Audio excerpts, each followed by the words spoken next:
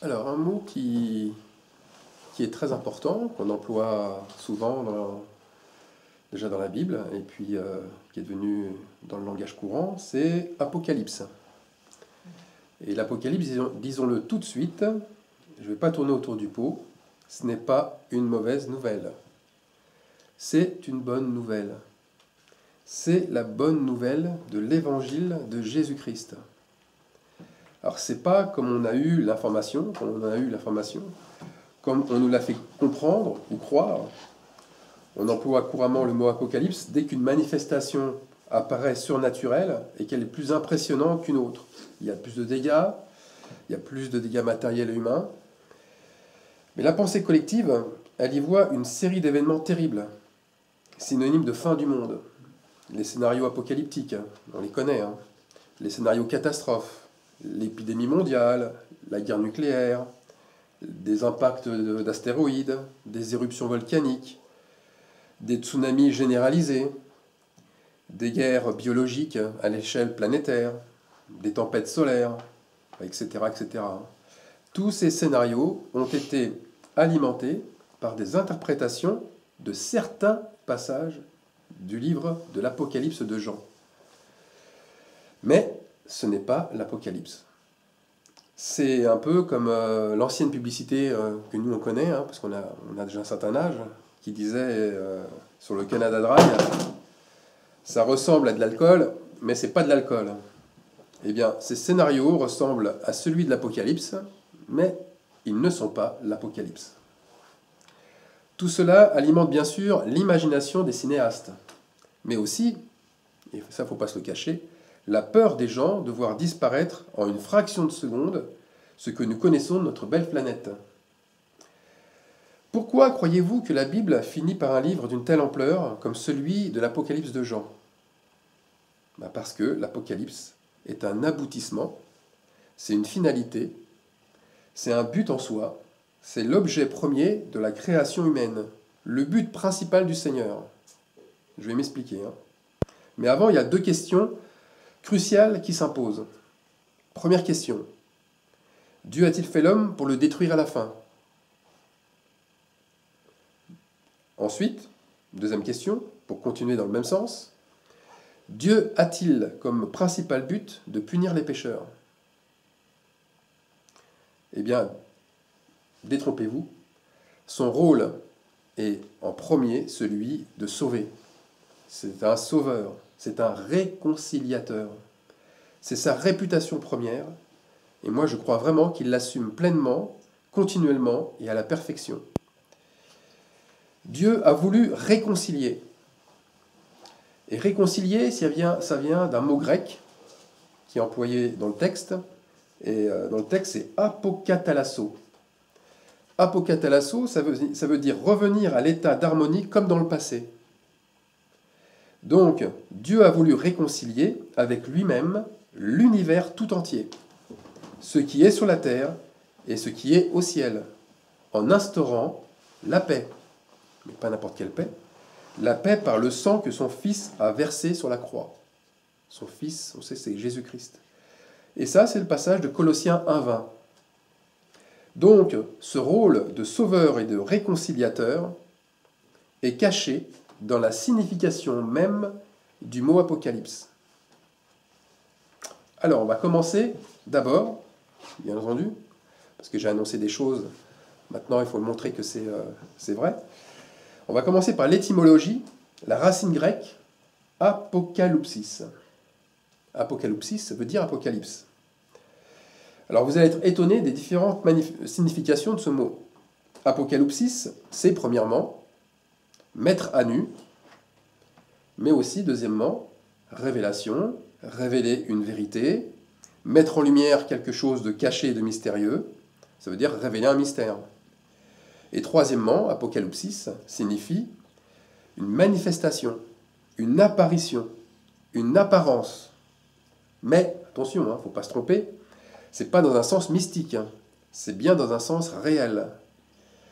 Exemple, l'apparition de la fleur au printemps. Exemple aussi, la chenille qui prend l'apparence, à un moment donné, d'un papillon.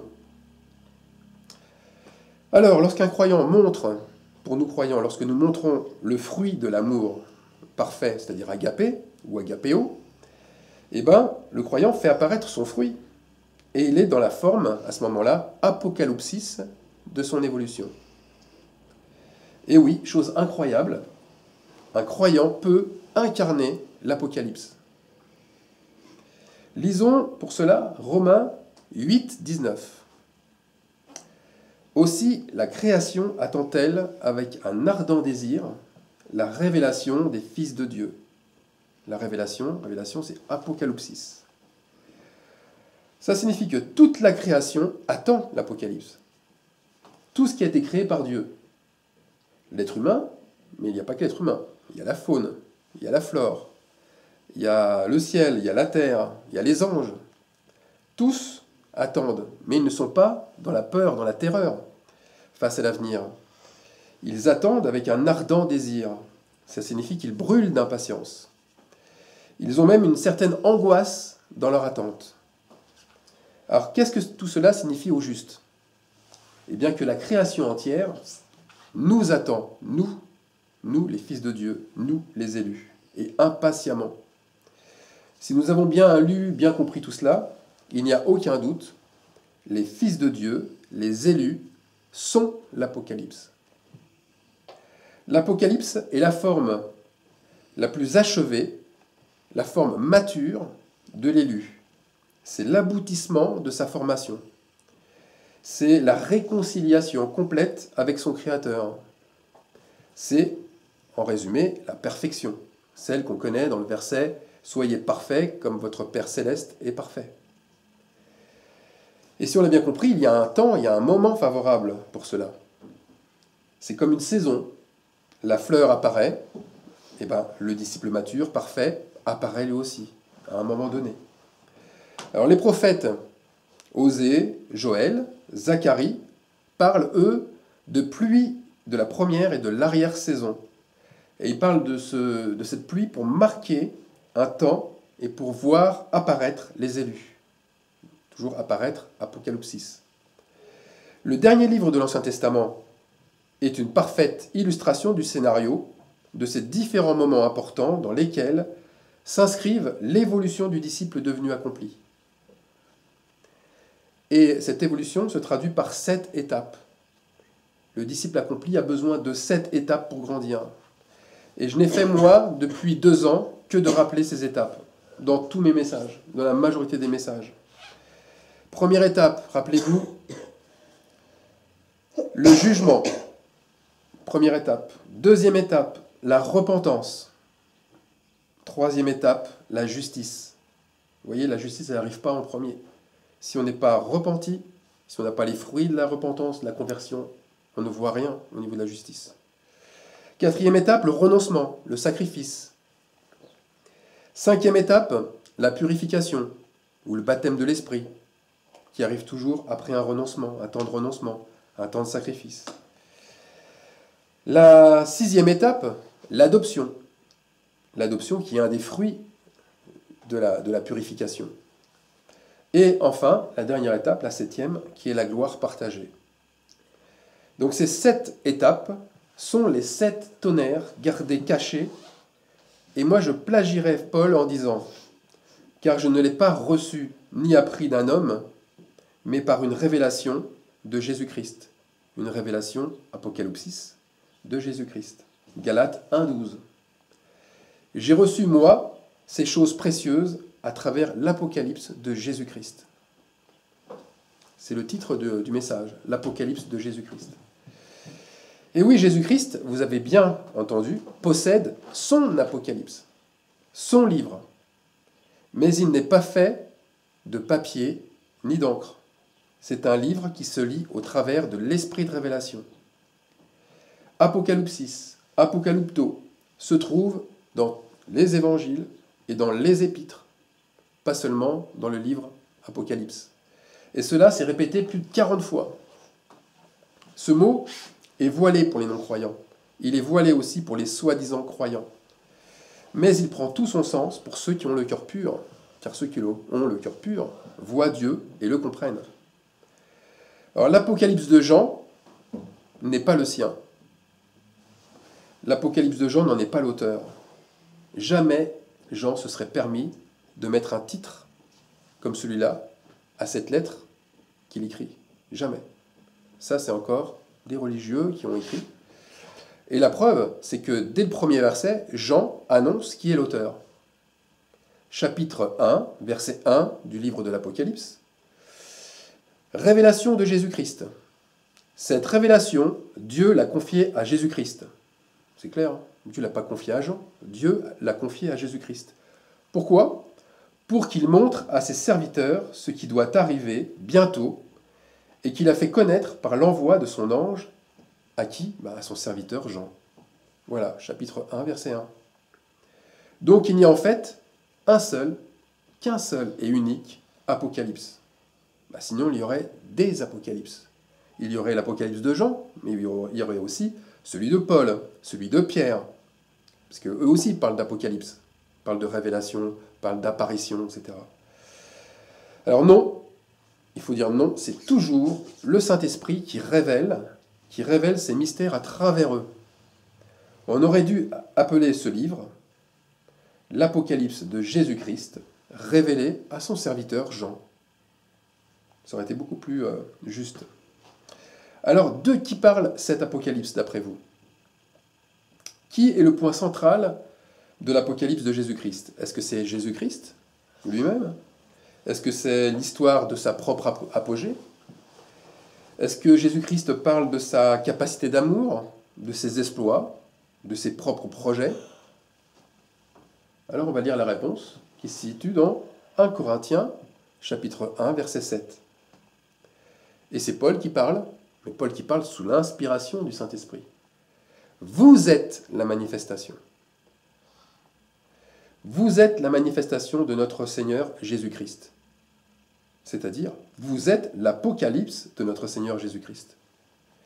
Dans ce passage, Paul parle de ceux qui ont le témoignage de Christ solidement établi en eux. Paul parle de ceux qui confirment par les dons qu'ils ont reçus qu'ils ont bien Jésus-Christ comme maître. Ce sont, pour résumer, on l'a compris, les fils de Dieu. Et leur Apocalypse est exactement celui de Jésus-Christ, point par point. C'est pourquoi ils le discernent par l'Esprit. Le but de l'Apocalypse de Jésus-Christ réside en fait dans un mot grec unique. Apokatistemi. Alors qu'est-ce que ça signifie? Ce mot grec signifie restaurer, revenir à l'état initial, rétablir selon l'original. Et Jésus nous le dit très bien, dans Matthieu, chapitre 17, au verset 11.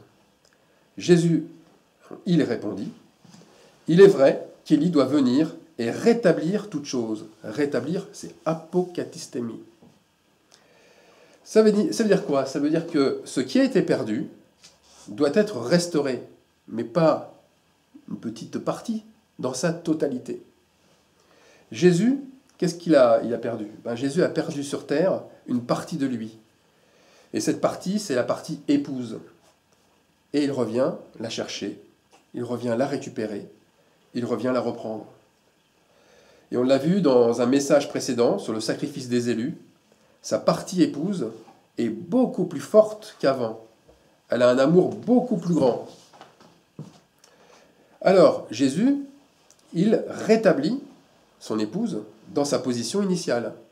Il lui redonne toute sa bénédiction, toute la bénédiction qui a été perdue. C'est-à-dire tout ce qui a été dévoré, rappelez-vous, le passage de Joël, tout ce qui a été dévoré par la sauterelle, par le Jékel, par le Hasil et par le Gazam. Et la bénédiction, on l'a vu dans le message précédent, c'est son humilité, sa royauté, son autorité et sa justice. Tout cela va être restauré, redonné. Tout suit ce but. Tout exactement dans la Bible. La vie est restaurée sur la mort. Jésus est venu faire cet acte en donnant sa vie. La santé remplace la maladie. La justice est restaurée à la place de l'iniquité. Le bien remplace le mal. Et on peut dire aussi la souveraineté du Seigneur. On parle beaucoup de souveraineté en ce moment, plus au niveau national. Mais là, nous, on parle plutôt de la souveraineté du Seigneur. Elle se substitue à l'idolâtrie. Ce qu'Adam a perdu dans le jardin d'Éden, nous, ses élus, le retrouvons, mais en mieux. En mieux, puisque le fruit du Saint-Esprit, il est abondant, il est même multipliant. Rappelez-vous la parabole de Jésus sur la semence, un grain en produit 100, un autre 60, un autre 30. Il y a une multiplication. Il y a même une fête juive qui célèbre la restauration du temple. Une fête juive qui célèbre le rétablissement du temple. C'est la fête de la dédicace. On l'appelle aussi la fête de la consécration. Elle a lieu, en fait, tenez-vous bien, pendant 8 jours, à la mi-décembre. Hein, c'est autour de la mi-décembre, donc ça veut dire que ça se terminerait aux alentours de Noël. C'est curieux, en fait, Noël, nous, pour la naissance de Christ, qui n'est pas juste, on devrait plutôt fêter Noël pour la dédicace, le rétablissement du temple. Et il y a un seul verset dans le Nouveau Testament qui en parle. Un seul. C'est Jean, chapitre 10, verset 22. Et le contexte est très particulier, puisque quand Jean en parle, c'est pour dire que Jésus, à nouveau, était la cause d'une division parmi ceux qui l'écoutaient. Jésus, en effet, était venu, à ce moment-là, reprendre ce qui était à lui depuis le début, c'est-à-dire ses propres brebis. Ses propres brebis, c'est celles qui lui appartiennent, vraiment, celles qui reconnaissent sa voix. Et on reconnaît sa voix que si on l'a entendue au début. Donc, pour continuer, on a un petit peu un pendant dans l'Ancien Testament. L'Ancien Testament, il y a le mot hébreu « shob ». Et « shob », ça montre comment le Seigneur récupère tout ce qui est à lui. C'est très étonnant. Parce que shob, c'est pas une fois, 2 fois, 3 fois dans le Nouveau Testament. C'est plus de 1000 fois. Et c'est pas dans 1 ou 2 ou 3 livres. C'est dans 38 livres de l'Ancien Testament. C'est presque la quasi-totalité. Ça veut dire que le Seigneur insiste vraiment sur le fait qu'il récupère tout ce qui est à lui. Alors, Shob, plusieurs significations. Hein. Première signification, enfin une des premières, c'est ramener. Il ramène le cœur des pères à leurs enfants. Et il ramène bien sûr le cœur des enfants à leur père. C'était Élie, ça. Il ramène les captifs de son peuple, d'Israël. Alors, Shob, c'est aussi revenir. Revenez à moi, et je reviendrai à vous, dit l'Éternel. Je reviens à Jérusalem avec compassion. Shob, c'est aussi relever. Nous relèverons les ruines, ainsi parle l'Éternel. Shob, c'est renoncer ou remettre. Je renonce à détruire Éphraïm, car je suis Dieu. Remets ton épée dans le fourreau. Shob, c'est reprendre. C'est pourquoi je reprendrai mon blé en son temps et mon mou dans sa saison. Shob, c'est rebâtir. Ta parole a annoncé que Jérusalem serait rebâtie jusqu'à loin. Shob, c'est se détourner. Tu avertis le méchant pour le détourner de sa voie. Shob, c'est changer, convertir, qu'il change de conduite et qu'il vive. Convertissez-vous donc et vivez. Tout ça, c'est le même mot-clé. Alors, ce sont, bien entendu, plus que des mots, ce sont des verbes d'action. Des verbes d'action, donc je rappelle, hein, changer, convertir, se détourner, rebâtir, reprendre, renoncer, relever, revenir, ramener. Et il y en a encore bien d'autres, hein, des verbes. Et là, le Seigneur montre qu'il a toujours utilisé cette action pour reprendre, et il reprendra toujours de la même manière. Et si vous avez bien fait attention, c'est à chaque fois par la repentance et la conversion que le Seigneur revient reprendre ce qui est à lui. Par la repentance et la conversion, pas par autre chose. Pas par, un peuple a été réveillé avec des découvertes sur la Bible en connaissant mieux certaines paroles que d'autres. Non, il faut d'abord aller sur ses genoux.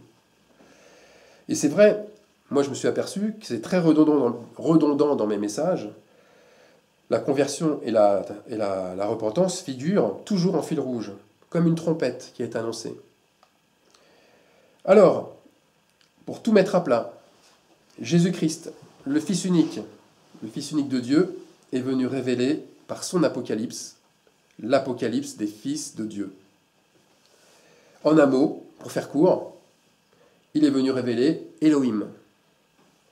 Elohim, un petit rappel, c'est 2236 fois dans l'Ancien Testament. Et c'est le Dieu pluriel, le Dieu qui englobe, qui agrège tous les fils de Dieu. Et tous les fils de Dieu, il ne faut pas oublier, c'est le Fils unique, Jésus-Christ, mais aussi tous les fils adoptés. Elohim, qui veut dire aussi le vrai Dieu.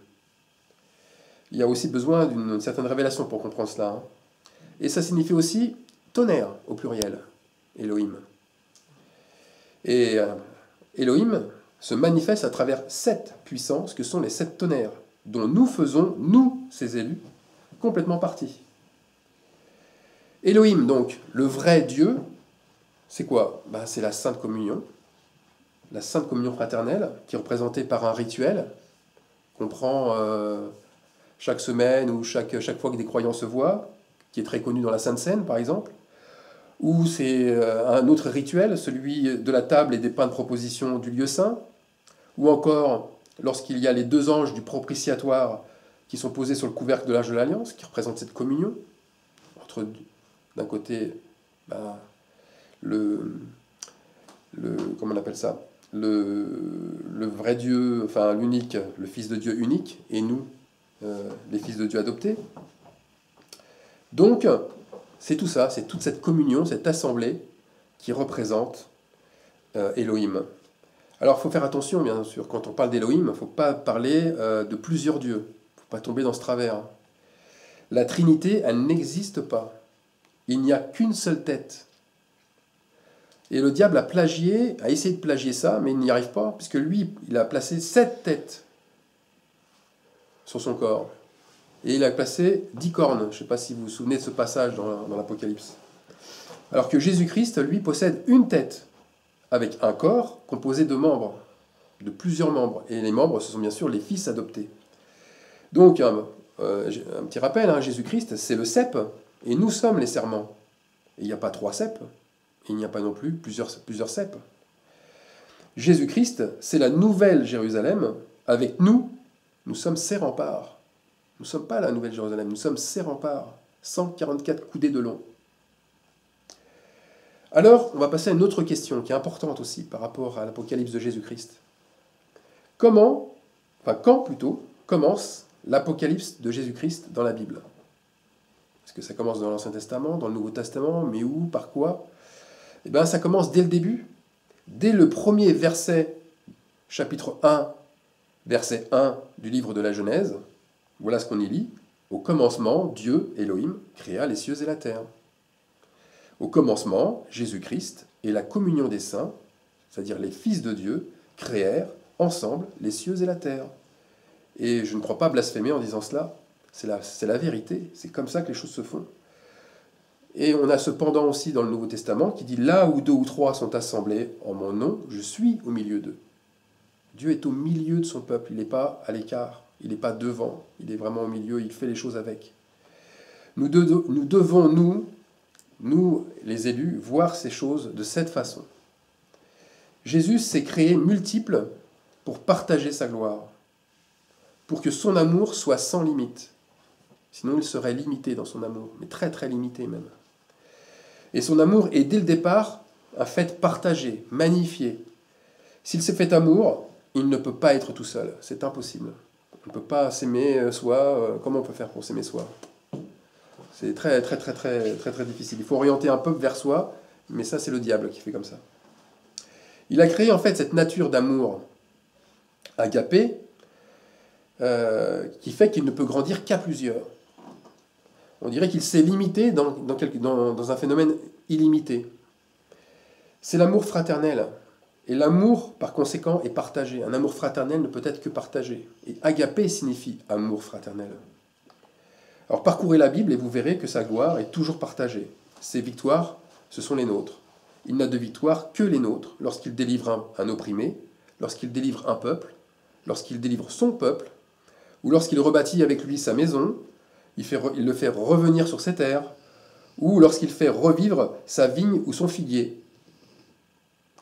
Alors la dernière question, c'est, sommes-nous arrivés dans cette période finale de l'Apocalypse de Jésus-Christ? Moi, pour ma part, je crois que oui. Et je ne fonde pas ma croyance sur celle des autres. Je préfère les signes annonciateurs de notre époux. Il parle, lui, d'esprit à esprit. C'est le Saint-Esprit qui communique. Il parle par révélation, c'est-à-dire qu'il parle par apocalypse. Nous vivons donc un temps où tout est révélé. Apocalypse 6, c'est révélé. Où tout est apocalypse. La pluie de la première saison tombe déjà en abondance. Un petit clin d'œil dans le réel. Les mois de mai, les mois de juin, en France, ça a été des mois d'inondation, un peu catastrophiques, on peut le dire. 782 communes, 16 départements qui sont mis en catastrophe naturelle. Et moi, je crois que spirituellement, c'est la même chose en ce moment. C'est-à-dire que l'Esprit de Dieu tombe sur un peuple nombreux. Il ne faut pas oublier que c'est dans la détresse que Dieu intervient toujours. Et je pense qu'il y a beaucoup de foyers aujourd'hui qui sont en détresse et qui crient vers le Seigneur. De même, la pluie abondante, ce sont les scandales. Aujourd'hui, il y a de nombreux scandales qui éclatent et qui mettent à nu la corruption, les complots iniques, les fraudes, les détournements, les blanchiments d'argent, le mensonge en bande organisée. Quand je dis en bande organisée, regardez le gouvernement, regardez les affaires qui peuvent éclater à droite à gauche. Et toutes ces mises en lumière annoncent Apocalypse 18. La chute de Babylone, le châtiment des marchands du temple, et le châtiment de nos élites politiques